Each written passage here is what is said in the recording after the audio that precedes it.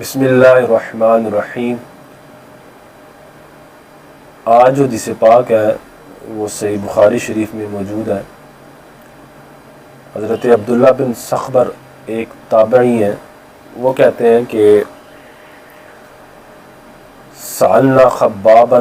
اکان رسول اللہ صلی اللہ علیہ وسلم یقرأ فی الظہر والعصر،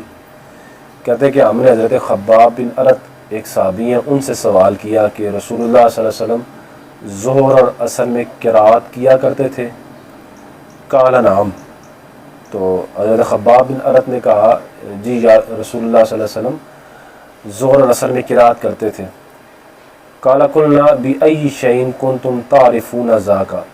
تو وہ تابعی جو تھے عبداللہ بن سخبر جن کو ابو معمر بھی کہا جاتا ہے، تو وہ کہتے ہیں میں نے ان کو کہا کہ آپ کو کیسے پتہ چلتا تھا کہ رسول اللہ صلی اللہ علیہ وسلم ظہر اور عصر میں قرات کرتے تھے؟ قال باضطراب لحیتہ، تو حضرت خباب بن ارت نے کہا کہ رسول اللہ صلی اللہ علیہ وسلم کی داڑھی مبارک حرکت کرتی تھی، داڑھی مبارک آپ کی ہلتی تھی، اس سے ہمیں یہ پتہ چلتا تھا کہ رسول اللہ صلی اللہ علیہ وسلم ظہر اور عصر میں قرات کرتے تھے۔ حضرات ذی وقار، اس حدیث سے یہ پتہ چلا کہ قرات کرنے کے لیے زبان سے اور ہونٹوں سے الفاظ کی ادائیگی ضروری ہے۔ ہم نے یہ دیکھا ہے کہ بعض لوگ نماز پڑھ رہے ہوتے ہیں اور وہ منہ بند کر کے نماز پڑھتے ہیں ایسے،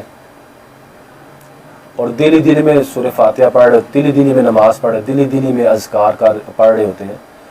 جبکہ رسول اللہ صلی اللہ علیہ وسلم جب قرات فرماتے تھے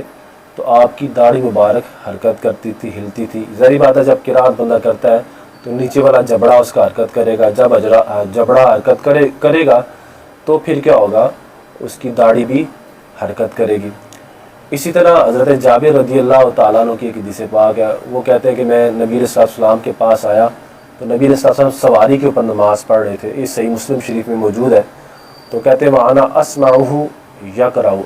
تو مجھے آواز آ رہی تھی کہ رسول اللہ صلی اللہ علیہ وسلم قرات فرما رہے تھے، یعنی میں رسول اللہ کے قریب گیا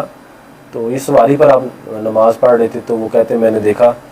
تو جب میں رسول اللہ کے قریب گیا تو آپ کی قرات کی آواز میرے کانوں میں پڑ رہی تھی، اتنی اونچی نہیں تھی لیکن وہ انسان جب پڑھتا ہے تو ساتھ والے کو تھوڑا سا سنائی دیتا ہے۔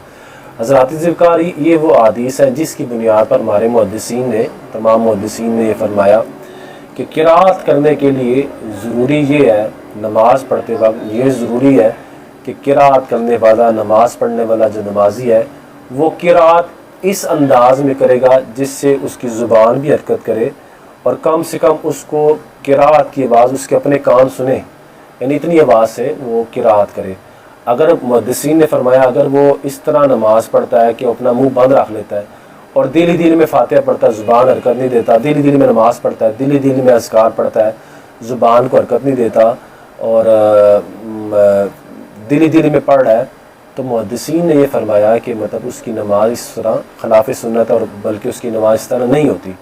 اس لیے یہ بھی ایک بہت بڑی عوام کی غلطی ہے کہ جب وہ نماز شروع کرتے ہیں تو نماز شروع کرتے وقت اور نماز کے اختتام تک ہم یہ دیکھتے ہیں وہ منہ بند کر کے، پتہ نہیں ہے وہ دلی دل میں کیا پڑھ رہے ہوتے ہیں، تو دلی دل میں نماز ہی پڑھیں گے لیکن وہ نماز